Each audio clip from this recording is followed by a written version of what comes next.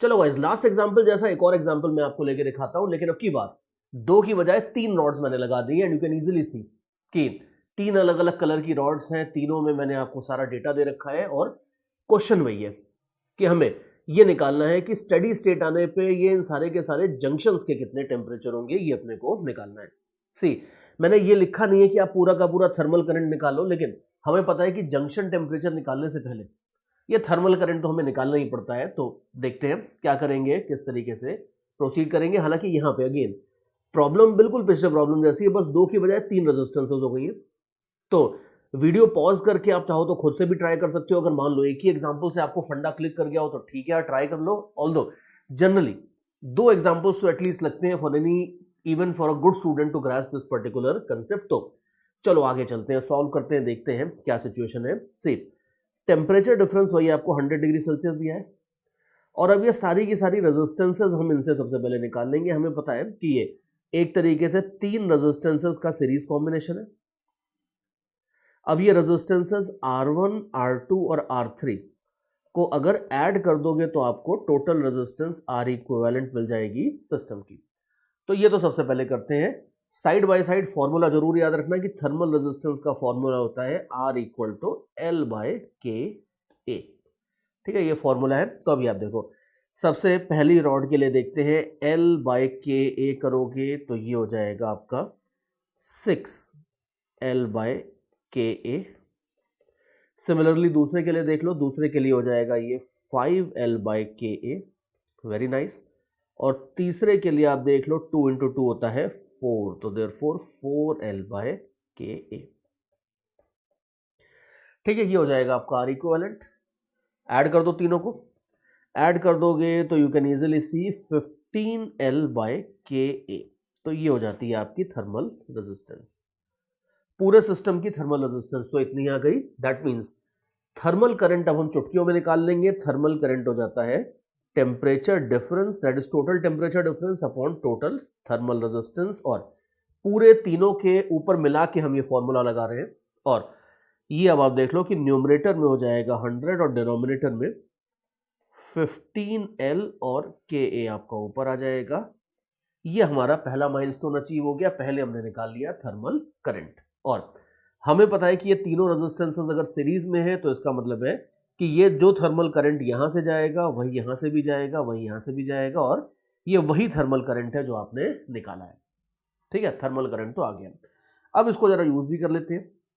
Use करके हमें temperatures निकालने हैं जंक्शंस के अलग अलग, तो वो देख लो। अब जंक्शंस के अलग अलग टेम्परेचर निकालने हैं तो हमें पता है इसके लिए हम ओम्स लॉ या लॉ ऑफ थर्मल कंडक्शन अलग अलग रॉड्स के अक्रॉस लगाएंगे। जैसे सबसे पहले मान लेते हैं कि ये वाला टेम्परेचर है T1 और ये वाला टेम्परेचर है T2। तो एक काम करते हैं कि जो येलो वाली रॉड है, इस येलो वाली रॉड के अक्रॉस हम अपना लॉ ऑफ थर्मल कंडक्शन, या जिसको मैं कई बार ओम्स लॉ भी बोल जाता हूं, ये लगा देते हैं। तो आप देखो, अब येलो वाली रॉड के लिए टेम्परेचर डिफरेंस खाली होगा 100 minus T1 and you know that delta T equal to I R, और I तो यही है अपना 100 divided by 15 K A by L, ये तो करंट है। और थर्मल रेजिस्टेंस, अब आपको खाली येलो वाले की थर्मल रेजिस्टेंस डालनी है, तो येलो वाले की थर्मल रेजिस्टेंस डाल दो 6L bye K A and you can easily सी हो गया है काम अपना, और कुछ बचा ही नहीं है इसमें। आराम से आपको थर्मल रेजिस्टेंस टेम्परेचर मिल जाएगा। तो अच्छी बात यह है कि ये L के ए वगैरह सब कैंसिल हो जाएंगे। बढ़िया, इनको आप कैंसिल कर दो। तो 3 से कैंसिल करोगे और 5 से कैंसिल करोगे तो ये आ जाता है आपके पास 40 if my calculations are right. और T1 अगर आप देखोगे इससे तो T1 आ जाता है आपका 60 डिग्री सेल्सियस। ठीक है, ये टेम्परेचर तो आ गया आपका 60 डिग्री सेल्सियस T1। इसी तरीके से T2 निकालना है, तो T2 निकालने के लिए अब ऑप्शन अपने पास है कि हम ग्रीन वाली रॉड के ऊपर भी ओम्स लॉ लगा सकते हैं और ब्लू वाले के ऊपर भी लगा सकते हैं। आपकी मर्जी है, दोनों में से जो ठीक लगता है वो कर लो। तो ब्लू वाले के ऊपर लगा देते हैं। अब ब्लू वाले के लिए आप देख लो, ब्लू वाले के लिए टेम्परेचर डिफरेंस हो जाएगा T2 माइनस 0। थर्मल करंट वही हो जाएगा जो अभी अभी हमने निकाला था 100 by 15 K A by L. और थर्मल रेजिस्टेंस अब आपको खाली ब्लू वाले की डालनी है, so this will be 4L by K A. और बढ़िया तरीके से जब ये के ए और एल सबके सब कैंसिल होते हैं, ट्रस्ट में बड़ा अच्छा लगता है। और ये अगर आप देखोगे तो ये हो जाएगा आपका, अगर 5 कैंसिल भी कर देते हो तो यू विल हैव 80/3। तो T2 अगर आप देखोगे तो ये सिंपली हो जाएगा 80/3 डिग्री सेल्सियस। तो ये आपके पास आ गए सारे के सारे टेम्परेचर्स। तो सीधा सा तरीका है कि आप पहले थर्मल करंट निकालो, पूरे के पूरे सिस्टम के ऊपर एक बार में ओम्स लॉ लगा के आप थर्मल करंट निकाल लो, और उसके बाद अलग अलग रॉड्स के ऊपर ओम्स लॉ लगा के आप इंडिविजुअल टेम्परेचर्स जंक्शन के जितने जितने हैं वो सारे के सारे निकाल सकते हो। ये बड़ी सिंपल सी सीधी सी टेक्निक है।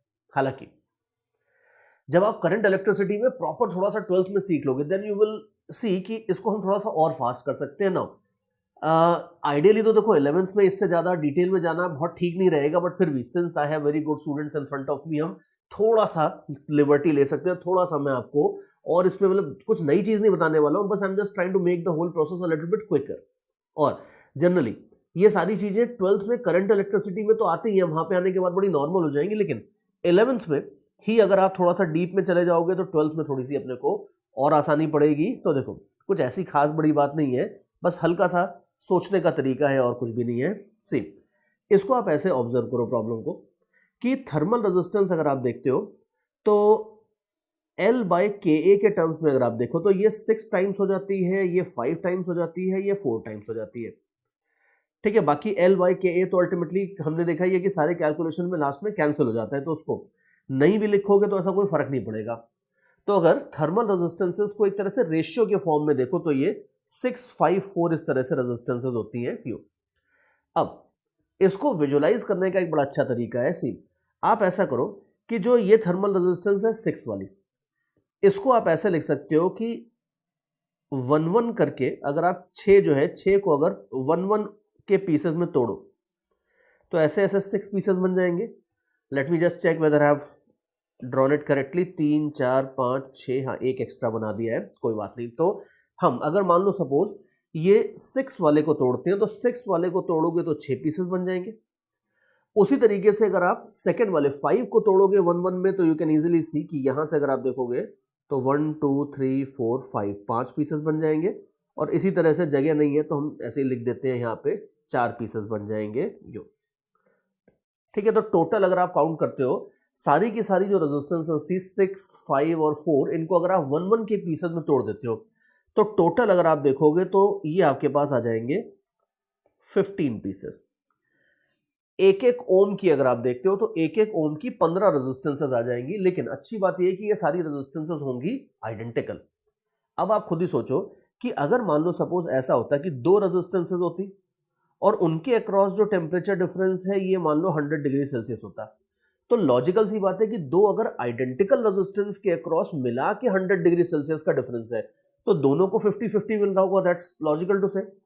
2 की बजाय अगर 3 होती तो तीनों को 100/3 मिल रहा होता, और अगर 3 की बजाय 2 की बजाय 15 है तो आप ये बोल सकते हो कि हर थर्मल रेजिस्टेंस को जो टेम्परेचर डिफरेंस मिलेगा किसी एक के अक्रॉस अगर आप देखो तो सबको जो टेम्परेचर डिफरेंस मिलेगा वो कितना मिलेगा 15, sorry not 15 in the numerator but 15 in denominator, 100 divided by 15 degree Celsius का टेम्परेचर ड्रॉप हर रेजिस्टर के अक्रॉस होगा, ये आप बोल सकते हो। और अब आप फाइनली देख लो कि अगर ऐसा है कि लास्ट में खाली 4 है, ब्लू वाली मैं ऊपर दिखाता हूं, ये ब्लू वाली जो है इसके पास अगर 4 रेजिस्टेंसेस हैं और हर एक को 100/15 मिल रहा है तो इसका मतलब है कि ब्लू वाली के अक्रॉस जो टेम्परेचर डिफरेंस होगा यानी कि T2 - 0 जो टेम्परेचर डिफरेंस होगा ये 100/15 का कितना हो जाएगा 4 टाइम्स हो जाएगा।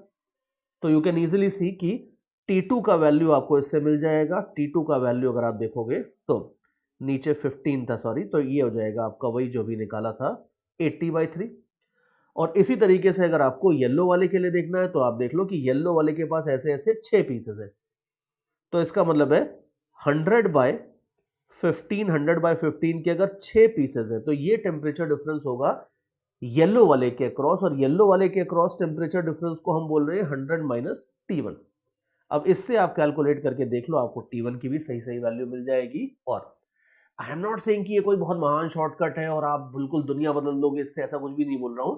बात बड़ी सिंपल सी इतनी सी है कि थोड़ा सा अगर आप सोचोगे इस तरीके से तो टाइम थोड़ा सा बच जाएगा, और ये जो 5-10 सेकंड बचते हैं, यही अगर आप हर क्वेश्चन में थोड़े थोड़े बचाते रहोगे तो you will end up completely revolutionising your rank basically. तो ये बात है टाइम बचाने की, और इस तरीके से मतलब समझाने में फिर भी ज्यादा टाइम लगता है, but once you get the concept you will see कि इसको यूज करके बहुत जगहों पे आप काफी सारा टाइम बचा सकते हो, और इसमें थर्मल करंट निकालने की जरूरत ही नहीं पड़ी। आपने सीधे सीधे देखा कि टोटल जो टेम्परेचर ड्रॉप है वो 100 डिग्री सेल्सियस का है, और उसका कैसे कैसे तीनों में बंटवारा हो रहा है वो हमने देख लिया है बेसिकली। उससे आपका इस तरीके से आपका काम काफी ज्यादा आराम से हो जाएगा। और अच्छी बात यह है कि इस आइडिया को 12th स्टैंडर्ड में जब आप आओगे करंट इलेक्ट्रिसिटी में, यहाँ तो अगर मान लो सपोज लेट अस से कि ये 5% यूज हो रहा है, तो बाकी 95% इसका यूज आगे 12th में करंट इलेक्ट्रिसिटी में भी होने वाला है। तो वहां के भी थोड़े थोड़े फंडे अपन बनाते हुए चल रहे हैं ना। और आगे चलते हैं और देखते हैं। अब इसमें सीरीज वीरीज वाले मैंने आपको 2 क्वेश्चंस करा दिए, एक पैरेलल वाला भी दे देता हूं। देखो मस्त सा क्वेश्चन है, आप ये देख लो।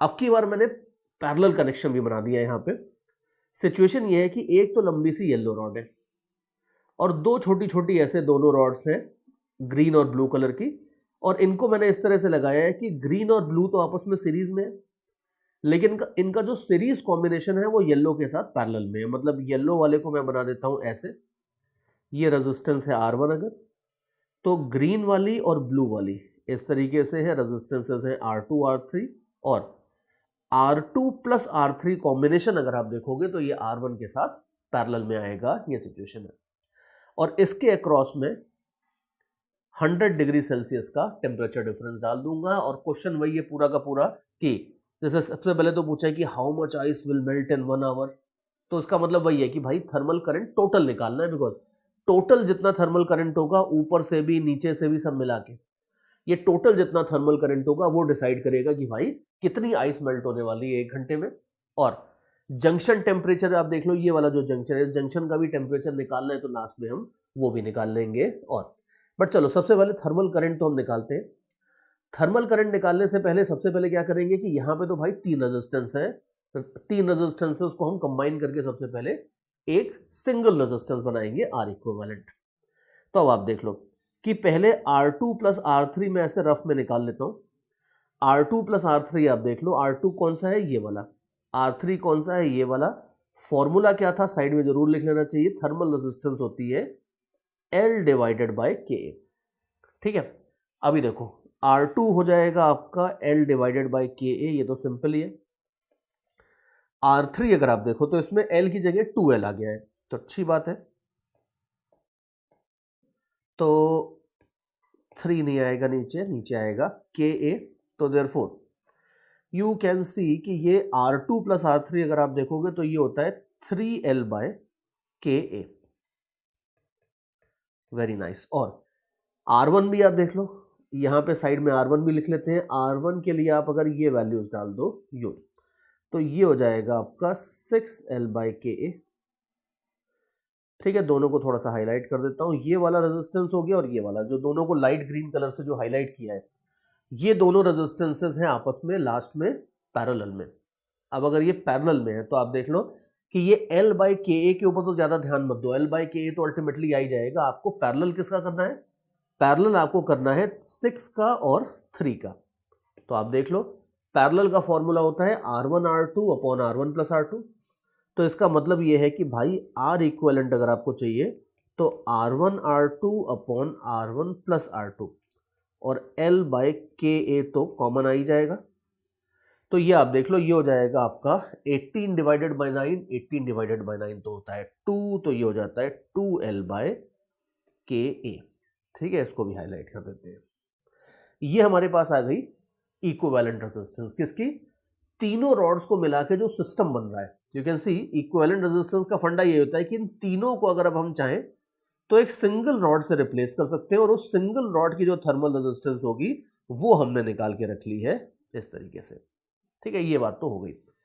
अब ये सिंगल रॉड तो है, और सिंगल रॉड एक बार बन गई तो फिर तो यार अपन चैंपियन है, इसके बाद तो कुछ बचता नहीं है। बिकॉज अगर सिंगल रॉड बन गई है तो सिंगल रॉड के लिए हम ओम्स लॉ लगा देंगे, delta T equal to IR। And if you don't like me calling it Ohm's law then you can just call it law of thermal conduction. एक ही बात है, वो बोलने में थोड़ा ज्यादा लंबा पड़ता है तो मैं शॉर्ट में उसको ओम्स लॉ बोल देता हूं, और बाकी है तो अल्टीमेटली एक ही चीज। तो डेल्टा टी अगर आप देखो तो 100 डिग्री सेल्सियस है और डिवाइडेड बाय रेजिस्टेंस कर दो 2L बाय के ए, तो ये हो जाएगा thermal current which will be, you can ultimately से ये आ जाएगा आपके पास 50 KA बाय L।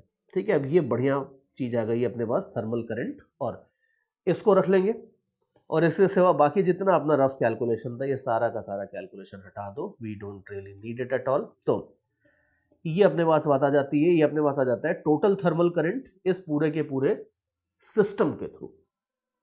और अब ये टोटल थर्मल करंट हमें देख लो, ये क्लियर है कि इसमें कोई टाइम वाइम तो आ नहीं रहा है, मतलब ये जो चीज हमने निकाली है यहाँ पे ये कांस्टेंट है, और अगर कांस्टेंट है जो कि 99% केसेस में होता है, ये अपने को पता है कि कांस्टेंट होता है, तो अगर ये कांस्टेंट है तो this is simply equal to total heat flown divided by total time taken.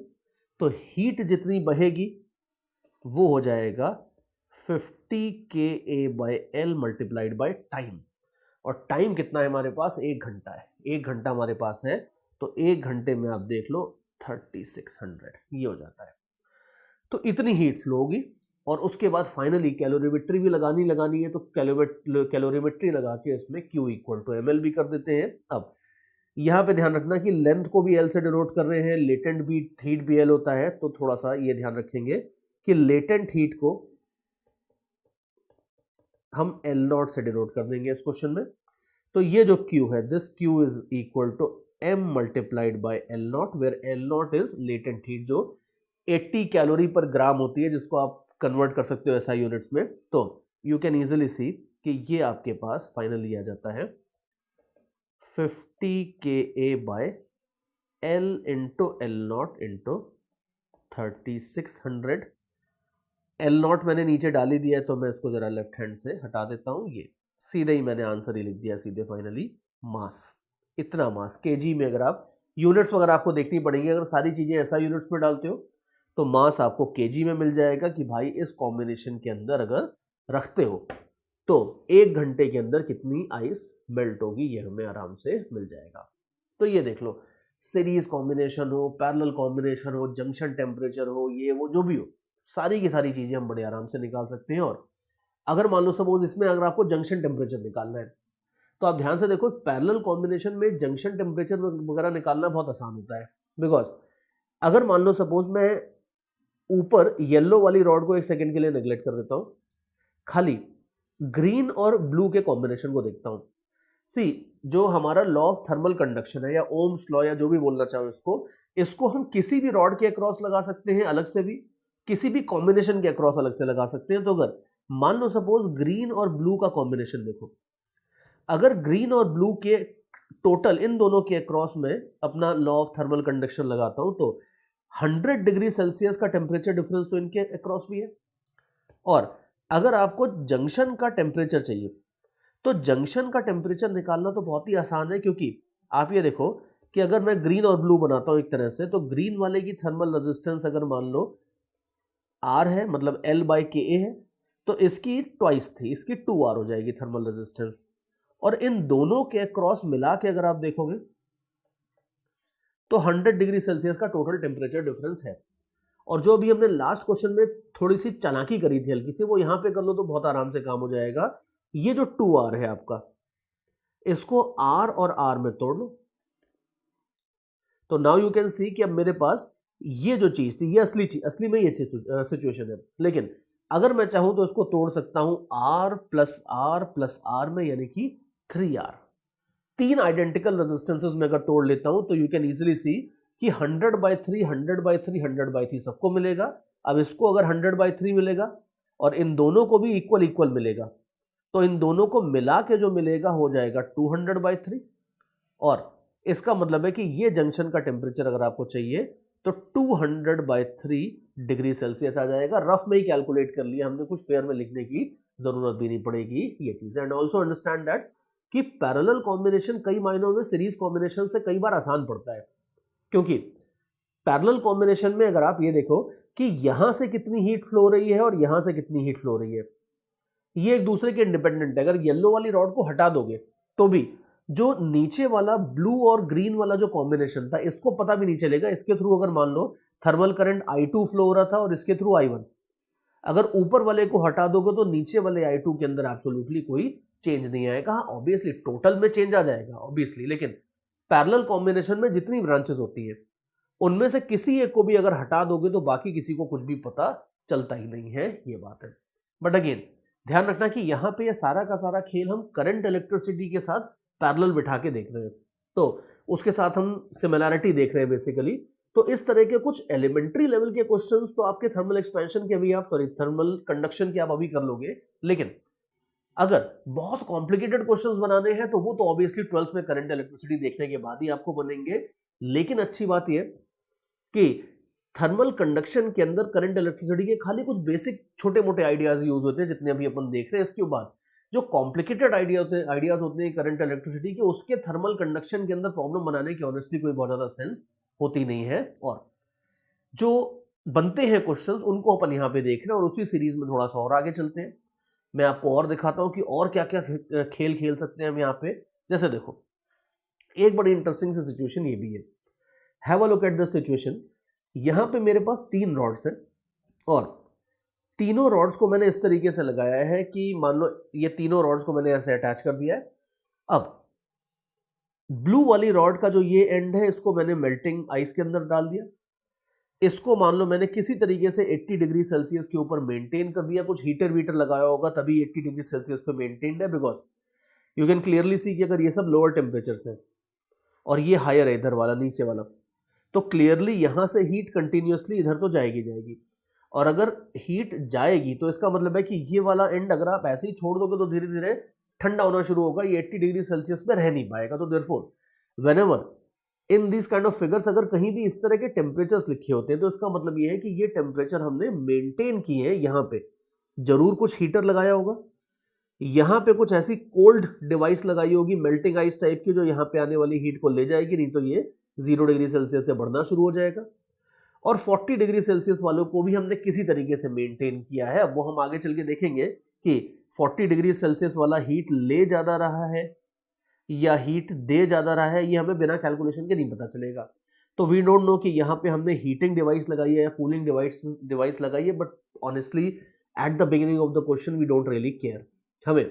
तो बेसिकली ये बोला गया इन्होंने कि किसी तरह से हमने ये 3 टेम्परेचर मेंटेन करके रखे और उसके बाद हीट किसी भी तरीके से अजीब तरीके से फ्लो हो रही है इस पूरे सिस्टम के अंदर। हमें तो खाली इसमें एक चीज पूछी है इन्होंने कि भाई ये जो जंक्शन है जहां पे तीनों रॉड्स मिलती हैं, इस जंक्शन का कितना टेम्परेचर होगा ये अपने को निकालना है।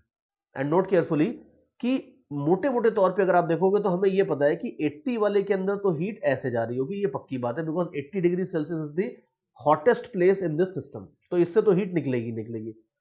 Similarly 0 degree Celsius is the coldest one, तो यहां से तो हीट जाएगी ही जाएगी, ये भी पक्की बात है। रेड वाले के अंदर हमें पता नहीं, रेड वाला हो सकता है कि रेड वाले से हीट जा रही हो या हो सकता है कि इधर आ भी रही हो, इसका क्या सिनेरियो है ये अपने को पता नहीं, वो हम कुछ एजम्पशन ले लेंगे और उसके अकॉर्डिंग हम अपना प्रॉब्लम सॉल्व करेंगे। तो खैर चलो आगे चलते हैं। अब इसमें सबसे पहले तो the thing that you need to realise is this कि ये क्वेश्चन सीरीज पैरेलल से ऊपर के लेवल का क्वेश्चन है और कई बार 11th में आने के बाद शॉक लगता है कि अच्छा ऐसा भी होता है क्या, सीरीज कुछ ऐसी भी चीजें होती है जहां पे ना सीरीज लगता है ना पैरेलल लगता है। The answer is yes.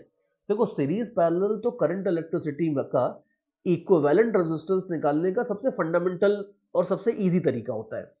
आगे चल के बहुत सारे ऐसे सेटअप्स आते हैं जिसके अंदर ऐसे कॉम्बिनेशंस लगाए जाते हैं जिसमें रेजिस्टेंसेस ना तो सीरीज में होती है ना पैरेलल में होती है, ना सीरीज लगेगा ना पैरेलल लगेगा, कुछ और ही कंसेप्ट लगेगा। अब यहां पे भी यही है कि ये ब्लू रेड और ग्रीन रेजिस्टेंसेस आपस में ना किसी तरीके से सीरीज में है और ना पैरेलल में, तो हमारे पुराने सीरीज पैरेलल के आइडियाज तो बिल्कुल नहीं चलेंगे। हाँ फिर भी ये चीज जरूर चलेगी, ओम्स लॉ वाला टाइप का जो हमने सिमिलैरिटी बिठाई थी वो चीज जरूर चलेगी, बट हम इसे सीरीज पैरेलल से सॉल्व नहीं कर सकते, हमें इसे कुछ और फंडामेंटल तरीकों से सॉल्व करना होगा। क्या करेंगे, देखो हम इसमें एक आइडिया लगाते हैं। मान लेते हैं कि यहां से थर्मल करंट जा रहा है I1, यहां से थर्मल करंट जा रहा है I2, इनके डायरेक्शन I1 और I2 के तो डायरेक्शन हमें पता ही है। और एक एजम्पशन ले लेते हैं, मान लेते हैं कि जो ये जंक्शन है, इस जंक्शन का टेम्परेचर जो भी होगा, हमें नहीं पता कितना होगा, मान लेते हैं कि ये जंक्शन का टेम्परेचर 40 डिग्री सेल्सियस से कम है। ठीक है, लिख लेते हैं T less than 40 degree Celsius, ये हम एज्यूम कर लेते हैं। नाउ यू माइट से कि सर मतलब ऐसे कैसे एज्यूम कर सकते हो, फर्क नहीं पड़ता है। जैसे आप याद करो एटवुड्स मशीन में अगर M1 M2 लगे होते थे, तो अगर हमें एक्सेलरेशन निकालना होता था तो हम मान लेते थे कि एक ऊपर जा रहा है दूसरा नीचे जा रहा है, उसके अकॉर्डिंग इक्वेशंस लिखते थे। अगर हमारा एजम्पशन उल्टा भी पड़ता था तो भी आंसर का मैग्नीट्यूड सेम आता था, बस खाली साइन यानी कि डायरेक्शन बदल जाता था, फर्क नहीं पड़ता है अपने को। तो सेम चीज यहां पे भी है कि जो बीच वाला पॉइंट है उसका टेम्परेचर मान लेते हैं कि 40 डिग्री सेल्सियस से कम है, और उसका फायदा ये होगा कि अगर आपने ऐसी चीज मान ली है तो यहां से जो थर्मल करंट जाएगा वो थर्मल करंट जाएगा इस तरह से, I3 जाएगा आपका 40 टू T। ये चीज मानने का फायदा ये हुआ कि हमें ये क्लियरली पता चल गया कि ये I3 किस डायरेक्शन में होगा। और अब इसके बाद अगर ये रेजिस्टेंसेस सीरीज पैरेलल में नहीं है, इनका कॉम्बिनेशन बनाना पॉसिबल नहीं है, अगर तो हम किसी कॉम्बिनेशन के अक्रॉस यहाँ पे ओम्स लॉ नहीं लगाएंगे, लेकिन हम इंडिविजुअली रेड वाले के और ब्लू वाले के और ग्रीन वाले के, इन तीनों के अक्रॉस इंडिविजुअली अगर आप चाहो, अलग अलग चाहो, तो हम ओम्स लॉ तो जरूर लगा सकते हैं। तो अब आप देखो ओम्स लॉ क्या कहता है। ओम्स लॉ बोलता है that thermal current is equal to temperature difference divided by resistance. उसको ऐसे ही लिख देता हूं बिकॉज हम यही लगाने वाले हैं अभी यहाँ पे।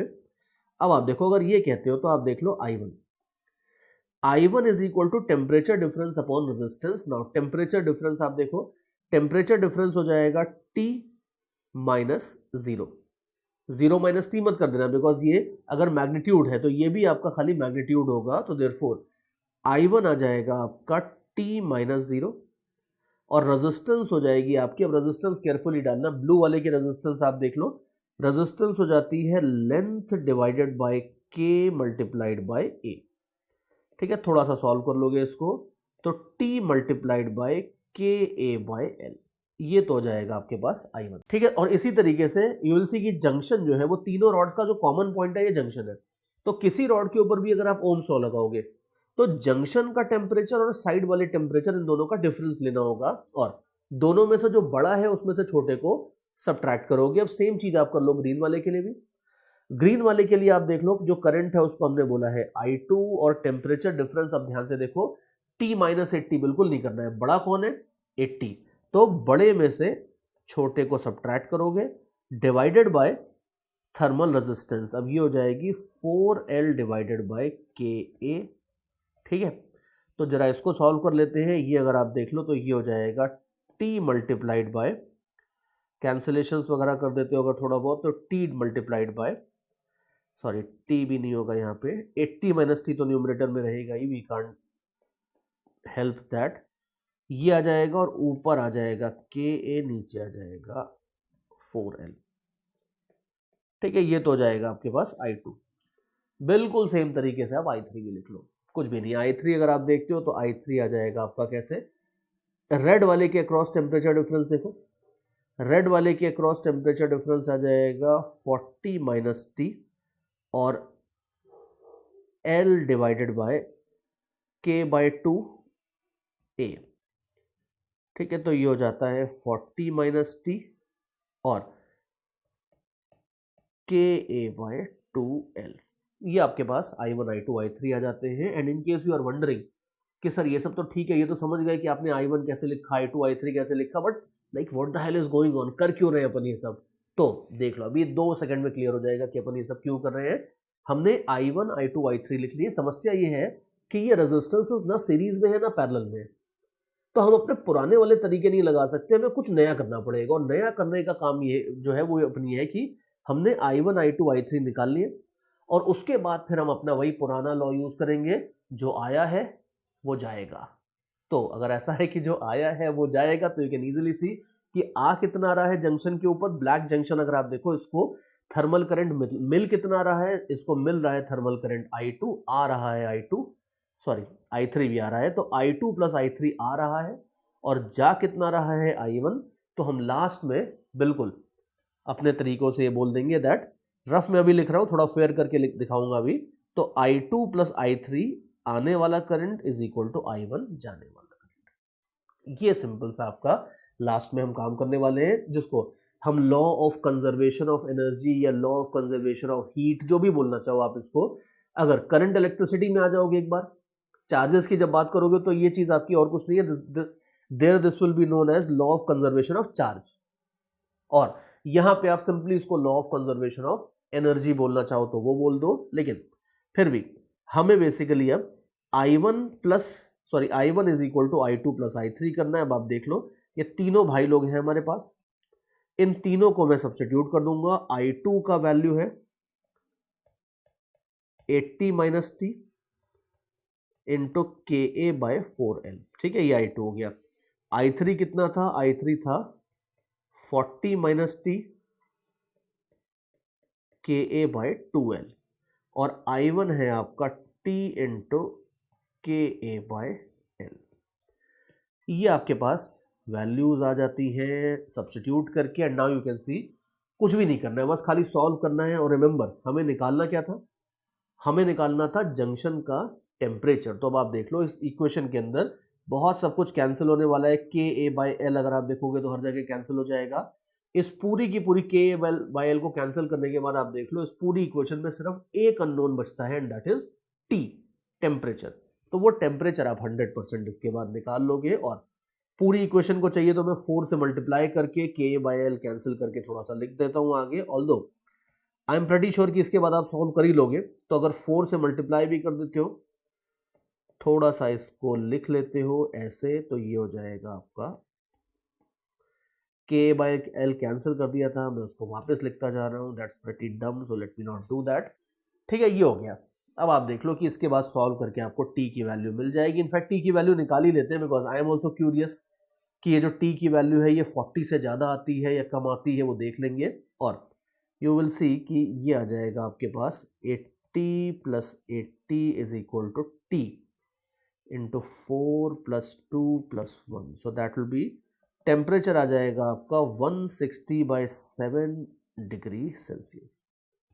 जंक्शन का टेम्परेचर अगर आप देखते हो तो जंक्शन का टेम्परेचर ये आ जाता है, और अगर 140/7 होता तो ये हो जाता आपका 20, तो 20 से थोड़ा ज़्यादा 23 के आसपास आएगा। तो ये जो टेम्परेचर है ये 23 के आसपास आ रहा है, विच इज़ लकी बिकॉज 40 से कम आ रहा है। लेकिन मान लो अगर ये 23 नहीं होता, ये 43 भी आता, 53 भी आता, तो भी कोई फर्क नहीं पड़ता। अगर मान लो ये 53 भी आता तो भी 53 would have still been the correct answer. ऐसा नहीं कि आप उसे -53 करते। माइनस साइन से मेरा मतलब ये था कि तब जो I3 है वो इस डायरेक्शन में नहीं होता। अगर आप ये मान लो सपोज लेट अस से 53 आता, तो 53 की वैल्यू सब्स्टिट्यूट करके अगर आप I3 निकालते तो वो I3 नेगेटिव आता, और उसके नेगेटिव साइन का मतलब होता है कि जो करंट का डायरेक्शन है वो उल्टा हो जाएगा। ये बात है। तो ये तरीके हैं अलग अलग। और जब आप एक्चुअली 12th में करंट इलेक्ट्रिसिटी देख लोगे तो वहां तो बहुत सारी और करंट इलेक्ट्रिसिटी की बड़ी बड़ी प्रॉब्लम्स बनती हैं, लेकिन उनका जो थर्मल कंडक्शन के अंदर यूज होता है वो कुछ कुछ इस तरीके से होता है। और ये जो हमने फंडा देखा है, ये फंडा बड़ा इंपॉर्टेंट है, यूनिक है। कई बार लोग इसको पॉइंट पोटेंशियल मेथड भी बोलते हैं, कुछ लोग जंक्शन मेथड बोल देते हैं। कोई स्टैंडर्ड नाम नहीं है, जो आप नाम देना चाहो उसको आप नाम दे सकते हो, लेकिन मेथड बड़ा सिंपल सा है। और इंपॉर्टेंट बात यह है कि हमें यहां से पता चला कि जरूरी नहीं है कि रेजिस्टेंसेस हमेशा सीरीज पैरेलल में हो, बिकॉज कई बार 10th में ऑफिशियली आपके कोर्स में खाली सीरीज पैरेलल आता है। तो 10th पढ़ने के बाद कई बार अपने माइंड में सेट हो जाता है कि अच्छा सब कुछ या तो सीरीज होगा नहीं तो पैरेलल होगा। ऐसा नहीं है, सीरीज पैरेलल के सिवा भी हजारों चीजें होती हैं। And this was just one example की अगर 3 रॉड्स मैंने ऐसे लगा दिए तो कैसे हैंडल करोगे। अब इसमें 3 की बजाय मैं 4 लगा सकता था, 5 लगा सकता था, and so on and so fourth. But you know very well कि इस तरह की सिचुएशंस को अब हम कैसे हैंडल करेंगे ये हमें पता चल गया है। और आगे चलते हैं। इसके बाद मैं करंट इलेक्ट्रिसिटी का एक और फंडा उठा के थर्मल कंडक्शन के अंदर लगाने वाला हूं, और इसके ऊपर मोस्टली आपको क्वेश्चन नहीं पूछेंगे, बट फिर भी और कुछ बहुत ज्यादा मैं पहले चलो दिखा देता हूं कि मैं क्या बोल रहा हूं। सी, अगर मान लो सपोज 10th में आपने थोड़ी सी एक्स्ट्रा तैयारी करी थी, कुछ NTSC वगैरह की, या कुछ पहले से प्रिपरेशन शुरू कर दी थी, तो आपने सुना होगा, देखा होगा कि इस चीज को क्या बोलते हैं। अगर नहीं है तो मैं बता देता हूं। अगर आप देख लो कि इस तरह से अगर मान लो 5 रेजिस्टेंसेज हैं, 5 रेजिस्टेंसेज को ये इस तरीके से कनेक्ट करते हैं कि 4 को तो बाउंड्री बना देते हैं और एक को ऐसे बीच में कनेक्ट कर देते हैं। इस तरह का जो कनेक्शन होता है, इस कनेक्शन को ये लोग बोलते हैं व्हीटस्टोन्स ब्रिज। व्हीटस्टोन इंजीनियर का नाम था। ब्रिज का मतलब बेसिकली ये होता है किसी ब्रिज का मतलब क्या है कि जिसके ऊपर से चल के आप एक साइड से दूसरे साइड में जाते हो उसको ब्रिज बोलते हैं। अब यहां पे भी आप देख लो कि यहां से अगर आप हीट दे रहे हो और यहां से आप हीट निकाल रहे हो तो हीट क्या कर रही है, हीट इन अलग अलग रास्तों से कुछ ऐसे जाएगी, कुछ ऐसे जाएगी, कुछ ऐसे जाएगी, कुछ ऐसे जाएगी, व्हाटएवर, कई सारे अलग अलग रास्तों से चल के अल्टीमेटली पॉइंट ए से पॉइंट बी तक हीट पहुंच जाएगी। तो अगर ए से बी तक जाने के लिए हीट इन रास्तों को के ऊपर से होके जा रही है तो इस वजह से ये लोग जनरली इसको ये लोग कई बार ब्रिज बोल देते हैं। दैट इज द एटिमोलॉजी की ब्रिज कहां से आता है word. But anyway let's forget about all those funny things. अभी अपन काम की बात करते हैं। ब्रिज का मतलब बेसिकली अरेंजमेंट या सर्किट इसको होता है और व्हीटस्टोन बंदे का नाम है। अगर 5 रेजिस्टेंसेस इस तरीके से कनेक्ट कर दी जाती हैं तो इस सिचुएशन को ये लोग व्हीटस्टोन ब्रिज बोलते हैं। या चलो थोड़ा सा अगर मैं अपन बात कर ही रहे हैं यहाँ पे तो थोड़ा सा और प्रिसाइज डेफिनेशन मैं आपको दे देता हूं। सी 4 रेजिस्टेंसेस आप कनेक्ट करो इस तरीके से क्वाड्रिलेटरल के बाउंड्री पे। हर क्वाड्रिलेटरल की 2 डायगोनल्स होती है। 5वीं रेजिस्टेंस आप एक डायगोनल पे कनेक्ट करो और जो टेम्परेचर डिफरेंस क्रिएट करना है वो दूसरी डायगोनल पे होना चाहिए। ये लास्ट वाली जो लाइन मैंने बोली है ये कई बार बुक्स में ओमिट कर देते हैं। ये जरूरी है बोलना कि अगर 4 रेजिस्टेंसेस ऐसे कनेक्ट करी, 5वीं रेजिस्टेंस एक डायगोनल के अक्रॉस कनेक्ट करी और टेम्परेचर डिफरेंस अगर आप दूसरी डायगोनल के अक्रॉस देते हो, जो सिस्टम इस तरीके से बनाया जाता है इस सिस्टम को ये लोग व्हीटस्टोन ब्रिज बोलते हैं। और ध्यान से देखो कि अगर टेम्परेचर डिफरेंस आप ऐसे दे देते, यहां पे अगर हायर और लोअर कर देते तब ये व्हीटस्टोन ब्रिज नहीं होता।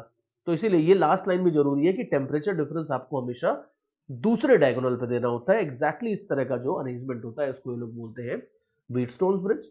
और व्हीटस्टोन ब्रिज की एक बड़ी इंपॉर्टेंट प्रॉपर्टी है कि अगर मान लो ये रेजिस्टेंस R1 है, ये रेजिस्टेंसेस बाकी R2, R3, R4 etcetera etcetera, ये बीच वाले को भी बोल देते हैं R5। अगर मान लो सपोज व्हीटस्टोन ब्रिज में ये रेजिस्टेंसेस आपको सब पता है और आपको ये भी मान लो पता है कि साइड वाली रेजिस्टेंसेस का रेशियो अगर इक्वल है। सी व्हीटस्टोन ब्रिज की एक छोटी सी प्रॉपर्टी होती है जिसका प्रूफ मैं आपको यहां बिल्कुल नहीं बताऊंगा। प्रूफ 12th में जाके करंट इलेक्ट्रिसिटी में हम देखने वाले हैं इसको। बड़ा सिंपल सा प्रूफ होता है but let's not spend time on that here. तो बट रिजल्ट बड़ा इंपॉर्टेंट होता है। रिजल्ट मैं आपको बता देता हूं। रिजल्ट ये है कि किसी भी व्हीटस्टोन ब्रिज में अगर ये साइड वाली रेजिस्टेंसेस का रेशियो इक्वल होता है इस तरीके से, तो it can be shown that कि जो बीच वाली ब्लैक वाली रेजिस्टेंस है इसके अंदर कोई थर्मल करंट नहीं जाता है। सारा का सारा थर्मल करंट जो ग्रीन वाले से आ रहा था वो येलो में निकल जाता है, जो ब्लू वाले से आ रहा था वो रेड में निकल जाता है। कोई भी थर्मल करंट यहां से क्रॉस करके ब्लैक वाले के थ्रू होते हुए बिल्कुल भी नहीं जाता है। ये थर्मल करंट आपका सिंपली 0 होता है। और ये जो फंडा होता है इस तरह से अगर मान लो ये रेशियोज इक्वल होते हैं तो इस तरह के व्हीटस्टोन ब्रिज को ये लोग बैलेंस्ड व्हीटस्टोन ब्रिज बोलते हैं। और एक बार मैं शॉर्ट में वापस रिपीट कर देता हूं कि अगर किसी भी व्हीटस्टोन ब्रिज में साइड वाली रेजिस्टेंसेस का रेशियो इक्वल होता है तो बीच वाली रेजिस्टेंस के अंदर थर्मल करंट 0 होता है। तो ये थर्मल करंट को I बोल देते हैं। If this then I is equal to 0। And you can also see कि अगर ब्लैक वाली रॉड के अंदर हीट नहीं फ्लो हो रही तो आप देख लो ओम्स लॉ लगा दोगे अगर आप तो आपको पता है temperature difference is equal to I into R। अब अगर किसी रेजिस्टेंस के थ्रू हीट नहीं फ्लो हो रही है तो इसका मतलब है कि अगर I की वैल्यू 0 है तो यू कैन सी कि 0 इंटू R अगर आप करोगे तो 0 हो जाएगा, यानी कि उसके अक्रॉस टेम्परेचर डिफरेंस भी 0 हो जाएगा। तो आप फर्दर ये भी बोल सकते हो कि ये टेम्परेचर अगर मान लो सपोज Tx था, ये टेम्परेचर Ty था, तो अगर I इक्वल टू 0 होता है तो इसका दूसरा मीनिंग ये हो जाता है that Tx equal to Ty, ये रॉड के अक्रॉस टेम्परेचर डिफरेंस सिंपली 0 हो जाएगा। और ये एक छोटा सा रूल होता है जो करंट इलेक्ट्रिसिटी में आता है, लेकिन जनरली थोड़ी बहुत प्रॉब्लम्स आपको यहाँ पे दिख जाएंगी इसमें। मतलब स्पेशली कोचिंग वाले जो है वो थोड़ा सा कई बार ज्यादा एंथुसियास्टिक हो जाते हैं और वो करंट इलेक्ट्रिसिटी का वेट नहीं करते हैं। वो यहाँ पे इसी में अगर आप देखो थर्मल रेजिस्टेंस में रॉड वॉड लगा के इसका व्हीटस्टोन ब्रिज बनाना शुरू कर देते हैं। ऑल्दो यू कैन इजीली सी कि अगर आप किसी एक्चुअल इंजीनियरिंग एप्लीकेशन में देखो, अगर आप एक किसी एक्चुअल सेटअप वगैरह कुछ बनाते हो तो उसमें रॉड्स का व्हीटस्टोन ब्रिज बनाने की इंडस्ट्री में कोई जरूरत नहीं पड़ती है। लेकिन फिर भी हाँ, सिर्फ प्रॉब्लम्स बनानी है अगर मान लो स्टूडेंट को थोड़ा बहुत परेशान करने के लिए तो जरूर थोड़ी बहुत बनाई जा सकती है। और वही अपन यहाँ पे देखेंगे। इसके ऊपर छोटी मोटी प्रॉब्लम से लोग बनाते हैं। जैसे मैं आपको एक क्वेश्चन देता हूँ, मान लो सपोज मेरे पास 5 रॉड्स का कॉम्बिनेशन ऐसा है, और इसमें लेट अस से कि जो इधर वाली रॉड है इसको मैं 0 डिग्री सेल्सियस पे मेंटेन करता हूँ, इसको 100 डिग्री सेल्सियस पे मेंटेन करता हूँ, और सारे रॉड्स की लेंथ तो मान लो एक ही है, सबका के भी मान लो एक ही है, बस सबका क्रॉस सेक्शन एरिया अलग अलग है। मान लो सपोज इसका क्रॉस सेक्शनल एरिया है ए, इसका है 3a, इसका एरिया है 2a और इसका एरिया है मान लो 6a। ये आपको दिए रॉड्स, ये सिचुएशन है। और जो ये वाला पॉइंट है बीच वाला, इस टेम्परेचर को मैं बोल देता हूं T0। क्वेश्चन ये है बेसिकली कि अगर ये सेटअप आपको दिया है सामने तो T0 की वैल्यू अपने को निकालनी है। तो लिख लो चाहे तो question that in the given setup calculate the temperature T0 in steady state. मान लो ये क्वेश्चन है।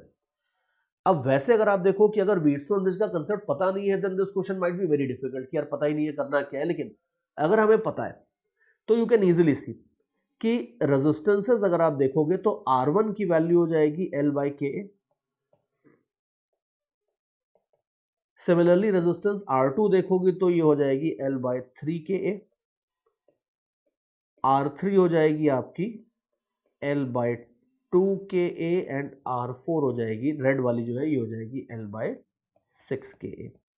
एंड यू कैन इजीली सी कि मैंने क्वेश्चन ही जानबूझ के ऐसा बनाया था कि ये रेशियो इक्वल हो जाए, बिकॉज हमें वही करना था अल्टीमेटली। व्हीटस्टोन ब्रिज अगर बैलेंस नहीं होता है तो उसको सॉल्व करना काफी मुश्किल हो जाता है। वो आप 12th में देखना कि उसको कैसे सॉल्व करते हैं। लेकिन आपको यहाँ पे इस लेवल पे 11th लेवल पे वो आपको बैलेंस व्हीटस्टोन ब्रिज ही देंगे। तो आप देख लो डिलिबरेटली मैंने वैल्यूज ऐसे दी थी कि अगर आप ये रेशियो लेके देखोगे तो ये रेशियो लेफ्ट साइड में भी अगर आप देखोगे तो ये भी आपका 1/3 आएगा, या 1/3 का रेसिप्रोकल हो जाएगा एक तरीके से 3।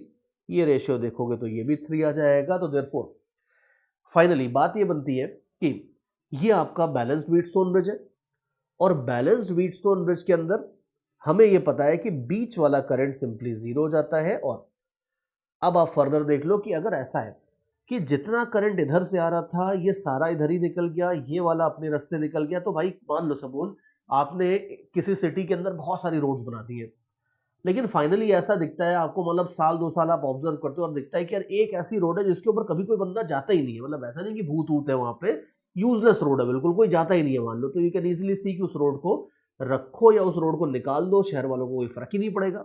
तो अगर आप चाहो तो इस रोड को हटा भी सकते हो। तो बैलेंस व्हीटस्टोन ब्रिज का इंपॉर्टेंट से यही होता है बेसिकली कि बीच वाली रेजिस्टेंस के अंदर अगर कोई थर्मल करंट नहीं जाता है तो हम आराम से जब मर्जी आए उस रेजिस्टेंस को हटा सकते हैं। तो हम यही करेंगे कि अब हम बीच वाली रेजिस्टेंस को हटा देंगे, और अगर बीच वाली रेजिस्टेंस को हटा देंगे तो अब आप देख लो कि सिंपल सीरीज पैरेलल वाली सिचुएशन बन जाएगी।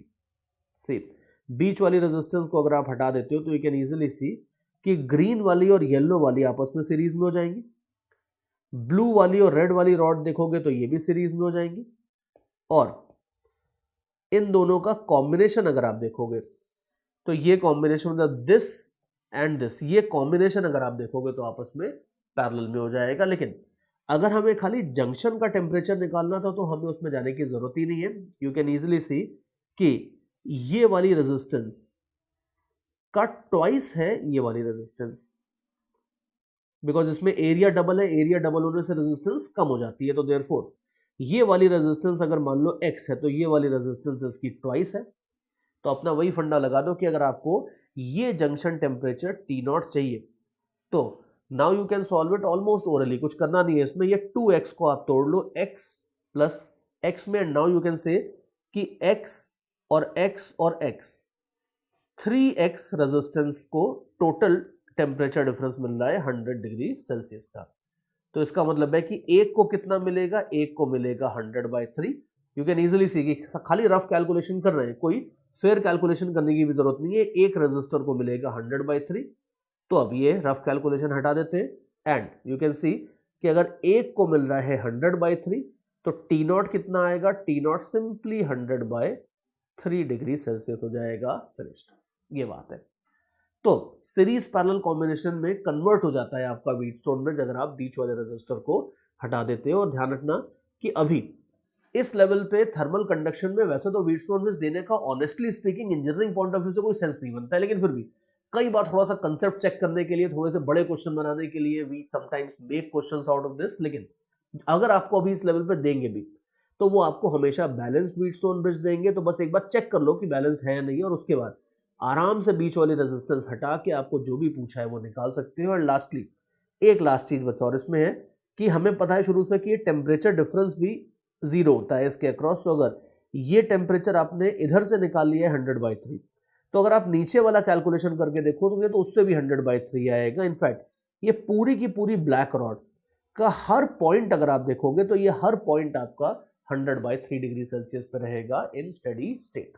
तो इस तरीके से थर्मल रेजिस्टेंस के छोटे बड़े क्वेश्चंस आप सॉल्व करते हो, और बहुत सारे करंट इलेक्ट्रिसिटी में आइडियाज और आएंगे आपके, लेकिन वो करंट इलेक्ट्रिसिटी में ही आएंगे, उसको वहीं पे देखना है। यहाँ पे करंट इलेक्ट्रिसिटी का हीट ट्रांसफर के अंदर जो एप्लीकेशन होता था वो हमने यहाँ पे काफी हद तक देख लिया है, और इसके बाद मैं आपको और आगे बड़े बड़े प्रॉब्लम्स की तरफ लेके चलूंगा जिसमें हम थर्मल रेजिस्टेंस इंटीग्रेट वगैरह करके निकालेंगे कुछ। अभी तक तो मैंने आपको सिंपल सा फॉर्मूला बताया है, L/Ka करके निकाल लेते हैं थर्मल रेजिस्टेंस, लेकिन कई सारे और बड़े बड़े प्रॉब्लम्स आते हैं जिसमें थर्मल रेजिस्टेंस इंटीग्रेट कर करके निकालते हैं, लेकिन वो कैलकुलेशंस हम जरूर देखेंगे, लेकिन उनका भी अल्टीमेटली ओम्स लॉ के अंदर जो यूज होगा वो वैसे ही होगा जो अभी हमने ऑलरेडी देख लिया है। तो चलो अब आगे चलते हैं। Now I will show you कि थर्मल रेजिस्टेंस को इंटीग्रेट कर करके किस तरीके से निकालते हैं। चलो भाई, थर्मल रेजिस्टेंस यूजिंग इंटीग्रेशन में let me show you the first problem here. देखो सिचुएशन ये है आपकी बार कि मेरे पास एक रॉड है, और ये रॉड कुछ अजीबी से अलग तरह के ही कॉम्पोजिट मटेरियल वगैरह से, कुछ अजीबी तरीके के मटेरियल से बनी है, सच दैट कि इस मटेरियल की जो थर्मल कंडक्टिविटी है ये मान लो x के साथ साथ वेरी करती जा रही है। जो थर्मल कंडक्टिविटी है वो मान लो x के साथ साथ ऐसे वेरी कर रही है, k = ax + b, where a and b are some constants, but thermal conductivity मुद्दे की बात है कि थर्मल कंडक्टिविटी x के साथ साथ बढ़ती जा रही है। Now you can also see कि इस तरह का कोई नेचुरल मटेरियल तो होगा नहीं। अगर जैसे आयरन लोगे, थर्मल कंडक्टिविटी मटेरियल पर डिपेंड करती है, तो कोई प्रॉपर प्योर मटेरियल होगा तब तो उसकी थर्मल कंडक्टिविटी x वगैरह के साथ वेरी करेगी नहीं, कांस्टेंट रहेगी। लेकिन मान लो सपोज आपने कोई एलॉय बनाया है और उस एलॉय के अंदर जो आपने इंप्योरिटी मिक्स करी है उसकी डेंसिटी अगर x के साथ साथ बढ़ाते जा रहे हो, चेंज करते जा रहे हो, then these kind of things can happen. तो आर्टिफिशियली इस तरह के मटेरियल्स बनाए जाते हैं कई बार जिनकी कंडक्टिविटी या कोई भी और प्रॉपर्टी x के साथ साथ वेरी करती है। और मान लो ये सिचुएशन है कि थर्मल कंडक्टिविटी इस मटेरियल की रॉड की x के साथ साथ बढ़ती जा रही है ऐसे, और हमें ये बोला है कि इस रॉड की टोटल लेंथ अगर मान लो सपोज एक कैपिटल L है, इसका क्रॉस सेक्शनल एरिया अगर कैपिटल A है, ये सब अगर आपको गिवन है, तो हमारा टारगेट ये है कि हम इस रॉड की थर्मल रेजिस्टेंस निकालेंगे।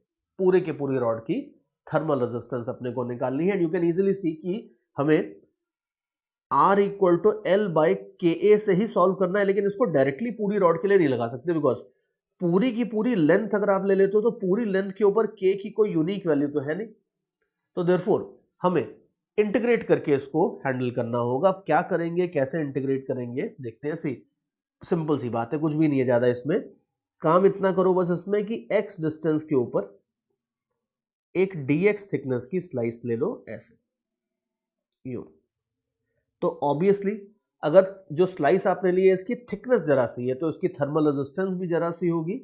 अगर x डिस्टेंस पे dx थिकनेस की रेजिस्टेंस स्लाइस लेते हो, R = L/Ka मैं साइड में लिख लेता हूं बिकॉज कोर फॉर्मूला तो हमारा यही है। तो अब ये स्लाइस के लिए आप देखो, ये स्लाइस के लिए अगर आप देखते हो तो ये स्लाइस की जो थिकनेस है L जो है, इसकी जगह आप रखोगे dx, थर्मल कंडक्टिविटी की जगह रखोगे ax + b, और क्रॉस सेक्शनल एरिया आपको दिया है a। नोटेशन थोड़ा सा अपन मॉडिफाई कर लेते हैं बिकॉज क्रॉस सेक्शनल एरिया भी मैंने a दे दिया है, ax + b भी दे दिया है मैंने। क्रॉस सेक्शनल एरिया जो है इसको मैं a0 कर देता हूं तो थोड़ा सा क्लैरिटी आ जाएगी ना। ये थर्मल रेजिस्टेंस तो आ जाती है किसकी, ये थर्मल रेजिस्टेंस आ जाती है स्लाइस की। अब इसके बाद we might be just tempted कि बस अब इसके बाद सर इंटीग्रेट कर देंगे और आंसर आ जाएगा। बिल्कुल आ जाएगा, आंसर इंटीग्रेट करके आ जाएगा, लेकिन थोड़ा सा फिर भी बीच में मैं 1-2 लाइंस बोल देता हूं बिकॉज इस क्वेश्चन में तो आ जाएगा, अगले क्वेश्चन में गड़बड़ हो सकती है। तो थोड़ा सा ये ध्यान रखना कि इंटीग्रेशन का मतलब होता है सिंपली इनफाइनाइट समेशन। तो अगर आप ये देखो कि अगर dr इसकी रेजिस्टेंस है, इसी तरीके से आप और स्लाइसेस लेते हो, इन सबकी रेजिस्टेंसेस अगर dr1, dr2, dr3 होती है एंड सो ऑन, तो हमें ये पता है कि ये सारी की सारी स्लाइसेस सीरीज में है, बिकॉज सबके थ्रू अगर आप देखोगे तो सेम करंट जाने वाला है, ये सब लाइन से लगी हुई है।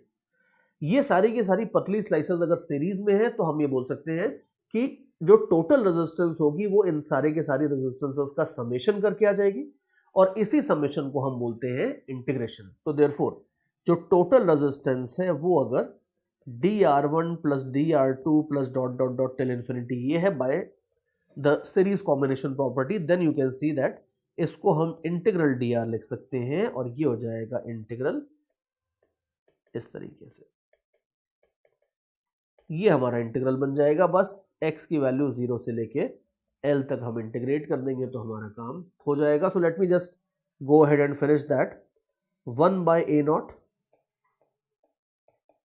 ln ax प्लस b, और x के कोएफिशिएंट से डिवाइड भी करेंगे तो हम इसे a से डिवाइड कर देते हैं ऐसे।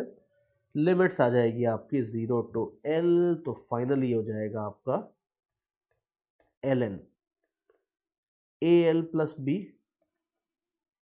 Minus ln b whole thing divided by a into a naught. ये आपके पास पूरी की पूरी थर्मल रेजिस्टेंस आ जाएगी। और ये भी ध्यान रखना कि थर्मल रेजिस्टेंस निकालना तो खाली एक इंटरमीडिएट स्टेप होता है, बाकी सब हम ऑलरेडी देख चुके हैं। बाकी हमें पता है कि अब आगे अगर मान लो क्वेश्चन पूछते हैं कि इधर 100 डिग्री इधर 0 डिग्री सेल्सियस मेंटेन कर दिया, यहाँ पे आइस मेल्ट हो रही है, और आपको ये पूछते हैं कि बताओ भाई 1 घंटे में कितनी आइस मेल्ट हो जाएगी। असली पूरा क्वेश्चन अगर आप देखोगे एग्जाम में अगर कभी भी पूछेंगे तो वो पूरा क्वेश्चन ऐसे पूछेंगे, लेकिन इसमें बाकी सब तो हम ऑलरेडी देख ही चुके हैं। जो कोर कंसेप्ट होता था वो बस ये नया कंसेप्ट जो था वो यही था कि हम इस तरह की सिचुएशंस में इंटीग्रेट करके भी थर्मल रेजिस्टेंस निकाल सकते हैं। एंड एक बार थर्मल रेजिस्टेंस आ जाएगी तो उसका यूज करके फिर आपको आगे जो निकालना है वो तो आप 100% निकाल ही सकते हो। So but that is how we calculate thermal resistance using integration in this kind of problem, जिसमें ये सब सीरीज कॉम्बिनेशन से चलता है। और इंटीग्रेशन के अभी देखना, इंटीग्रेशन के और बहुत सारे टाइप्स होते हैं, बहुत सारे प्रॉब्लम्स होते हैं यहाँ पे। तो let me take you further now. मैं आपको एक और सिचुएशन दिखाता हूँ।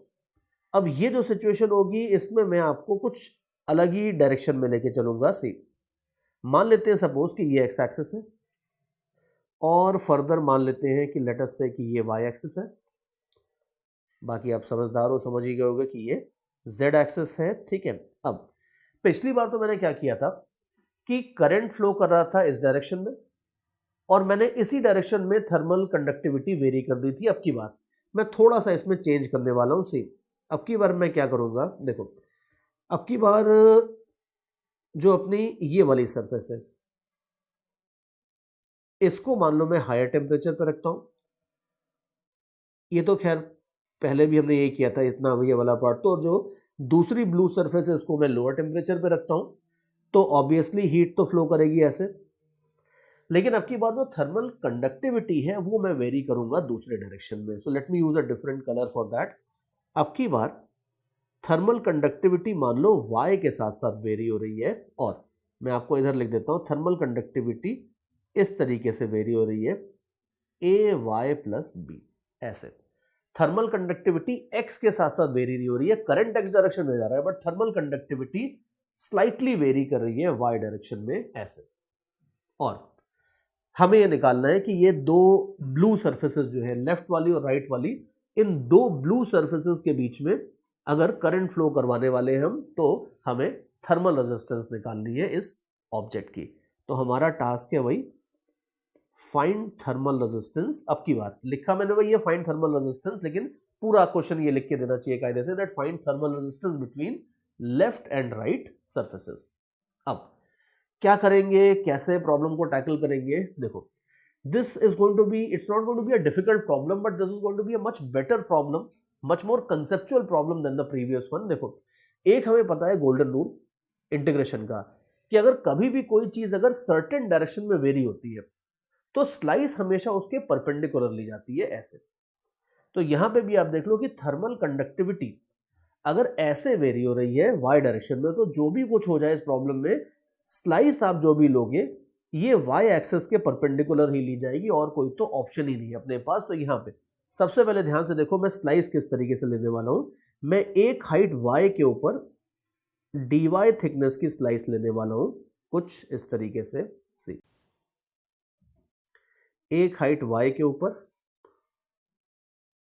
dy थिकनेस की स्लाइस लेंगे। Now this will be a 3D kind of a figure, so you'll have to draw it a little carefully, but it will be something like this. ये height y है, इसके ऊपर dy thickness की हमने slice ली है ऐसे, ये हमने ले ली है स्लाइस। और अब इस स्लाइस के अंदर अगर आप देखो, ये स्लाइस आप चाहो तो पूरी बना सकते हो, if you have an artistic flair आप पूरे ऐसे स्लाइस दिखा सकते हो। बाकी ये जो हमने स्लाइस ली है, इस स्लाइस के अंदर थोड़ा बहुत कुछ करंट फ्लो करेगा और इस स्लाइस की जो थर्मल रेजिस्टेंस है वो हम निकालेंगे और फिर उसको आगे इंटीग्रेट करने की कोशिश करेंगे। लेकिन देखते हैं इस स्लाइस की जो थर्मल रेजिस्टेंस होगी वो भी अल्टीमेटली हम निकालेंगे। बेसिक फॉर्मूला तो हमारा यही है that thermal resistance is L/Ka, ये होता है थर्मल रेजिस्टेंस का फॉर्मूला। तो अब ये जो स्लाइस है, मैं स्लाइस की थर्मल रेजिस्टेंस को मान लो dr से डिनोट कर देता हूं। तो ये dr थर्मल रेजिस्टेंस निकालने के लिए अब केयरफुली देखना, L क्या रखोगे और एरिया क्या रखोगे। सी हमें पता है कि किसी भी थर्मल रेजिस्टेंस के अंदर जिस डायरेक्शन में करंट फ्लो होता है उस डायरेक्शन के अलॉन्ग जितनी लेंथ होती है वो L की जगह रखी जाती है। अब यहां पे आप देख लो कि आपने बिल्कुल, हम मानते हैं कि स्लाइस की ये थिकनेस स्मॉल है, लेकिन इसका मतलब नहीं है कि L की जगह आप dy रख दोगे। नोट केयरफुली कि थर्मल करंट ऐसे नहीं फ्लो कर रहा है, थर्मल करंट x डायरेक्शन में फ्लो कर रहा है। तो इंसुलेशन की जो थिकनेस है वो x डायरेक्शन वाली थिकनेस काउंट होगी, which is completely L। Slice की थिकनेस स्मॉल है, लेकिन ये वाली जो लेंथ अगर आप देखोगे तो ये लेंथ की जगह आपको पूरा का पूरा L डालना होगा। और एक बात तो ये हो गई, K आप देख लो, K में तो कुछ करना ही नहीं है, K हमें गिवन नहीं है, AY + B, तो वो हम एज इट इज डाल देते हैं। अब तीसरी चीज ये है कि ये area of cross section, area of cross section भी देखो हमें पता है कि हीट या थर्मल करंट जिस एरिया को कट करके, जिस एरिया को चीर के थर्मल करंट आगे बढ़ता है उस एरिया को हम एक ही जगह डालते हैं। तो it is something like this कि अगर थर्मल करंट ऐसे जा रहा है तो ये जो क्रॉस सेक्शन एरिया होगा, मेरे हाथ का जो सरफेस एरिया होगा, ये एक ही जगह आएगा। अब यहाँ पे आप देख लो कि ये वाला जो स्लाइस है इसमें आप देख लो ये जो क्रॉस सेक्शन एरिया है जरा सा, जिसको मैं ग्रीन कलर से भी हाईलाइट कर रहा हूं, इस एरिया को कट करके एक तरह से थर्मल करंट आगे बढ़ रहा है। तो देयरफॉर ये वाला जो एरिया मैं भी दिखा रहा था इसको आप एक ही जगह डालोगे एंड यू कैन सी कि इसकी लेंथ और इसकी ब्रेड्थ लेनी होगी। ठीक है, मैं एक दो चीजें और दे देता हूं। मैं इसमें ये जो मैंने क्यूबॉइड आपको दिया था, इसका ये वाला डायमेंशन स्मॉल a दे देता हूं और इसकी जो हाइट है इसको मैं b दे देता हूं। और इसकी जो ये वाली लेंथ थी, ये लेंथ तो L दी थी आपको, तो ये तो हम एज इट इज यूज कर ही रहे हैं। तो नाउ यू कैन सी कि अगर आपको ये वाला एरिया चाहिए तो ये हो जाएगा आपका, ये वाला डायमेंशन है आपका a और ये वाला डायमेंशन है आपका dy, तो small a multiplied by dy, ये आपका एरिया की जगह आ जाएगा। और जैसे ही आप ये सारी की सारी चीजें डालते हो, वैसे ही सबसे पहले तो एक बड़ी अजीब चीज दिखती है और वो ये है कि ये dy तो बेचारा डिनोमिनेटर में आ गया। नॉर्मली क्या होता है कि ये जो इनफाइनाइटेसिमल होता है dx dy dz वगैरह, ये न्यूमरेटर में आते हैं, जनरली डिनोमिनेटर में नहीं आते हैं। लेकिन अब ठीक है, जो आ रहा है नोटेशन के हिसाब से उसको तो फॉलो करना ही पड़ेगा। तो ये पहली अजीब बात तो ये कि ये dy डिनोमिनेटर में आ गया। लेकिन अभी नेक्स्ट 2 मिनट में अपन देखने वाले हैं कि ये डिनोमिनेटर में आया है, बड़ा अच्छा हुआ है, बिकॉज अगर ये न्यूमरेटर में आ जाता तब गड़बड़ होती इस प्रॉब्लम में। क्यों? क्योंकि आप ये देखो कि ये तो हमने एक स्लाइस ली है, लेकिन अगर अब मान लो सपोज मैं ऐसी ऐसी और स्लाइसेस लेता हूं, ऊपर ऊपर ऊपर ऐसे नीचे ऐसे करके मैं ये और स्लाइसेस लेता हूं। सबसे नीचे वाली का रेजिस्टेंस अगर dr1 है, फिर dr2 dr3, अगर इस तरीके से मैं स्लाइसेस लेता हूं ऐसे, ये स्लाइसेस ले रहा हूं और थर्मल करंट फ्लो कर रहा है ऐसे, तो यू कैन इजीली सी कि अब की बार ये सारी की सारी स्लाइसेस सीरीज में नहीं है। अगर ऐसा होता कि मैं स्लाइसेस ऐसे ऐसे ऐसे ऐसे लेता और हीट फ्लो करती हो, तब ये सब सीरीज में होती। लेकिन अगर ये वाली सिचुएशन है लेफ्ट वाली, तो ये सिचुएशन में स्लाइसेस सीरीज में नहीं है and you are absolutely right, ये सब के सब पैरेलल में है। तो इंटरेस्टिंग बात ये है कि ये dr1 dr2 dr3 वगैरह जो थर्मल रेजिस्टेंसेस हैं, ये सारी की सारी थर्मल रेजिस्टेंसेस सीरीज में नहीं है, ये सब की सब पैरेलल में है। और हमें पता है कि फिजिक्स के लॉज के हिसाब से पैरेलल में अगर होती है रेजिस्टेंसेस तो उनको ऐड नहीं किया जाता है, उनके रेसिप्रोकल्स को ऐड किया जाता है। तो ये ध्यान से देखना कि फिजिक्स के लॉज के हिसाब से 1/dr1 plus 1/dr2 plus 1/dr3 dot dot dot till infinity, ये करोगे तब आपको मिलेगी 1/r इक्विवेलेंट। अब ध्यान से देखो कि इंटीग्रेशन तो खाली ये बोलता है कि समेशन करना है मेरे को, लेकिन सिंपल चीज का समेशन करना है, रेसिप्रोकल का समेशन करना है, वेक्टर कंपोनेंट का करना है, वो चीज डिसाइड करने का काम आपका फिजिक्स का होता है। तो फिजिक्स यहाँ पे आपको क्लियरली बताती है कि ऐसा मत कर देना कि सिंपली इंटीग्रल dr कर दोगे तो आपको टोटल r आ जाएगी, नहीं, इन सारी की सारी रेजिस्टेंसेस के रेसिप्रोकल्स को सम करोगे तब आपका सही काम होगा। और बाकी अगर बहुत मतलब वैसे अगर आप जाओ बिल्कुल अगर बाल की खाल निकालने पे आ जाओ तो हम ये भी कह सकते हैं कि ये dr लिखना ही नहीं चाहिए था यहाँ पे, बिकॉज dr का तो मतलब होता है इनफाइनाइटेबल, और फिजिक्स में हम उतना बॉदर नहीं करते। लेकिन अगर आप मान लो किसी मैथमेटिशियन को ये इक्वेशन दिखाओगे तो कहेगा सर मित्तल सर किया क्या है आपने, ये तो बिल्कुल ही गलत इक्वेशन है, टेक्निकली गलत है इक्वेशन, मानता हूं, बिकॉज यू कैन सी कि अगर एक इनफाइनाइटेबल डिनोमिनेटर में है तो ये dr जो है ये इनफाइनाइटेबल नहीं हो सकता, dr will tend to infinity, लेकिन फिर भी चलता है। फिजिक्स में अगर आप काम की बात समझ रहे हो तो इतना थोड़ा बहुत कैलकुलेशंस में अगर आप थोड़ा बहुत इधर उधर लिख दोगे तो वो बिल्कुल एक्सेप्टेबल है। मेन बात ये है कि हमें मेन कंसेप्ट पकड़ना है, और वो मेन कंसेप्ट ये है कि ये रेसिप्रोकल्स का सम करना है, और जैसे ही आप रेसिप्रोकल करोगे यू विल सी कि ये dy आपका डेफिनेटली न्यूमरेटर में आ जाएगा। तो कर देते हैं।